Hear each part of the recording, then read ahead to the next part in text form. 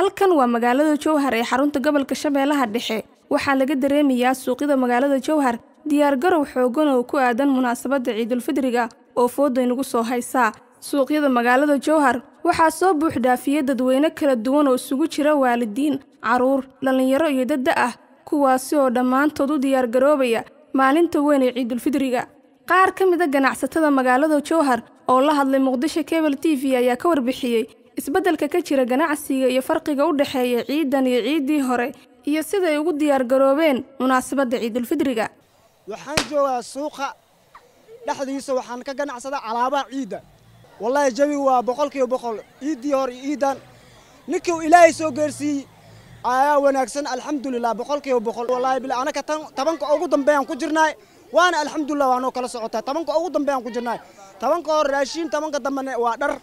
tabanka ugu dambeeyna waxa waaye hooyada aabaha wax uga anakana sidaayna baa ku jirnaa kala baxnaa alaabahan dhacayno alaabahayni sideedaba waa ka ganacsanaay farxadayna baa waxaan isku diyaarinaynaa ciidan waa ciid aad u wanaagsan dadku way dukaamaysanayaan wax walba ay gadanayaan dadka marka waxa waaye waa soo dhaweynaynaa customerka waxa waa inaan qancinaan jecelnahay wallahi billahi ciidii hore oo kala fiican tahay ciidii hore aad u fiicneed ciidan xoogaa dhaqaale xumaa jirto dadka waa laga dareemaa dadka wax walba ay u baahan yihiin laakiin xoogaa kostiga ku yar wixii ciyaalku ku ciyaarayaan kabihii oo kale dharka caruurka oo kale waxyaabihii oo macmacaanka lagu sameeyay Ramadaanka ee sheegeen ciidii oo kale macmacaanka waxyaabaha ay dadku sameeysanayaan oo kale waxyaabahaas dadka aad u gadanayaan laakiin waa la dareemaa ciidii hore iyo ciidan marka ciidan waa in iska fiican tahay laakiin 20% dadka hoos u dhaca laga dareemaa ciidan waxaan dareemeynaa ciidii hore xoogaa sida hore ay ka qaboban tahay maadaama magaaladu ay isaga soo noqdeen biyo baxa badan iyo xoogaa abaar iska jiraan oo ciidii hore ma gaarto laakiin waxaan dareemeynaa in compulsory lagu yahay ama qasab lagu yahay qof kasto inuu ciido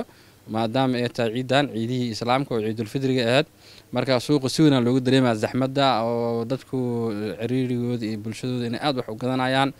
waayo sababtoo ah waa dhaqan aan ku baranay in soonka kale oo adiga bariyaha 10 dambe kale Ciidul Fidriga aad loogu diyaar garoobo sida in dharka ciidda laga gato kale ayuu nooc buskut la dubto kale waxyaabaha marka ciidan waxaan leenahay ciid wanaagsan magaalada Jowhar ee xarunta gobolka Shabeellaha Dhexe ayaa waxay ka mid tahay magaalooyinka waaweyn ee dalka kuwaas oo si weyn looga dareemo diyaar garowga munaasabadda weyn ee Ciidul Fidriga taasi oo inaga xigaan maalmo kooban